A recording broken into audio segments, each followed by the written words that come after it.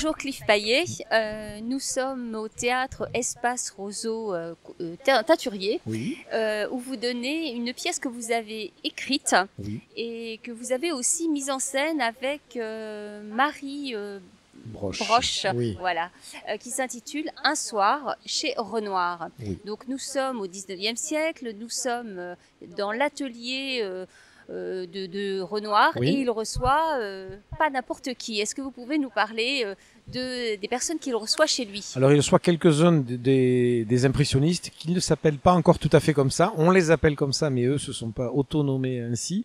Ils vont le faire, un peu par humour et défi, mais c'est pas encore le cas. Il y a donc les membres fondateurs, alors il en manque, parce qu'on va pas mettre 8 ou 10 personnes au plateau, mais j'ai choisi des gens qui avaient des points de vue, qui étaient très importants dans le groupe et qui avaient des points de vue un petit peu différents et complémentaires. Il y a Berthe Morisot, l'unique femme du groupe. Alors les spécialistes diront non, il y avait Marie Cassatt, c'est vrai, mais elle est arrivée après. Et ensuite il y a Renoir donc qui reçoit Monet et Degas. Voilà. Il n'y a pas Pissarro, il n'y a pas Caillebotte qui vient d'entrer dans le groupe. Il manque aussi Cézanne qui en est sorti d'ailleurs à ce moment-là. Et voilà. Et il y aura aussi Zola qui vient parce que Renoir l'a un petit peu fait venir sans que les autres le sachent. Zola ayant beaucoup défendu ce groupe, mais d'une façon à la Zola, c'est-à-dire très claire, très parfois cassante, parfois chaleureuse. Et là, en l'occurrence, il a pour eux des projets qu'ils n'ont pas forcément eux. Voilà. Donc je disais que c'est un texte que vous avez écrit mais qui est extrêmement documenté parce qu'on sent que vous avez une connaissance extrême de chacun de ces personnes. Comment concrètement vous avez travaillé ou quelle a été l'idée à l'origine? À l'origine, je buvais un coup en terrasse, j'ai entendu des gens rigoler, on a discuté ensemble et il y en a un qui était l'arrière-petit-neveu de Caillebotte. Oh. Il m'a raconté l'histoire un peu des Caillebotte, je trouve ça intéressant, je cherchais un sujet de pièce, pourquoi pas. Et j'ai lu l'histoire de Caillebotte qui est passionnante, mais dont j'ai pas trouvé un axe dramaturgique, on va dire.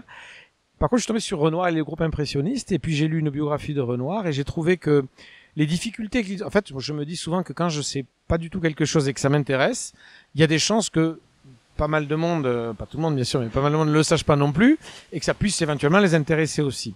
En l'occurrence, c'est la souffrance de ce groupe, c'est la difficulté qu'ils ont eue. Ça, on peut l'imaginer, mais comment après ils ont réussi, on peut aussi... ne pas bien connaître la période d'avant, et elle a été violente. Le rejet qu'ils ont subi. Ensuite, j'ai compris que ce rejet était pas du tout lié à leur peinture finalement, mais à un contexte politique, et ça, je trouve ça assez intéressant, parce que souvent, on prend des raccourcis. Et puis, la dernière chose, j'ai découvert un groupe qui n'était pas du tout uni, en tout cas dans leur forme de peinture, dans leur goût, dans leurs intérêts à être là. C'est un groupe un peu de rabibochage, de raccro, parce qu'ils sont tous dans la difficulté au même moment. Et il y a une camaraderie entre certains, moins avec d'autres. Mais c'est pas le groupe unique qu'on pourrait imaginer, très potes, avec un peu les mêmes styles, les mêmes convictions de peinture, et tout ça, pas du tout. Donc je trouvais que tous ces axes étaient intéressants, et moi ça m'intéressait de les prendre à un moment précis, qui est donc juste avant la 3e exposition indépendante, après l'échec des 2 premières, et au moment où tout se désagrège, parce que quand on a un échec, 2 échecs, 3 échecs, eh bien on peut plus vivre de sa peinture. Et donc il y en a qui ont faim, il y en a qui ont de l'argent, parce qu'ils en ont, pour d'autres raisons, donc eux, ils ont des convictions, ouais, mais c'est plus facile quand on a de l'argent, etc., etc. Finalement, ce groupe ressemble à un groupe ça pourrait être des gens qui font du théâtre aujourd'hui, qui ont fait un projet ensemble parce qu'ils étaient en galère tous. Et puis, il y a une grosse production qui vient proposer à l'un d'entre eux de peut-être rentrer dedans. Alors, oui, mais c'est pas tes valeurs. Ben oui, mais j'ai besoin de manger, j'ai un enfant, peut-être. Enfin, et c'est très universel, c'est très intemporel, finalement. C'est vrai que sur scène, on sent tout à fait à la fois la camaraderie qui les lie, l'amour de la peinture aussi et de cette nouvelle technique, cette lumière, enfin il y a le refus de l'académisme, ça c'est clair, oui. Mais on sent aussi extrêmement la tension, la trahison, enfin tout ce qui se joue à ce moment clé, on le ressent énormément. Mais tant mieux, parce que c'est le but. Ouais, c'est vraiment effectivement, la peinture est en toile de fond en permanence, et c'est vrai que j'ai travaillé et que je pense que c'est assez inattaquable sur le fond, et puis ça a été vérifié. Donc, pour vous dire comment je travaillais, j'ai beaucoup lu, puis une fois que j'ai fini, j'ai beaucoup relu des choses, regardé les reportages, je les fais lire à des spécialistes. Donc, il y a le fond, mais c'est pas une explication de ce qu'était la peinture à l'époque, on s'en fiche.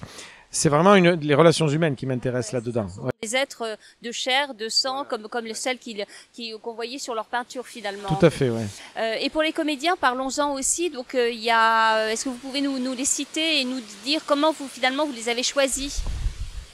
Alors, oui, alors pour chacun, ce serait un peu long si je détaille, mais certains, je les connaissais d'autres projets, d'autres, je les ai rencontrés après, voilà, ça s'est fait un petit peu comme ça.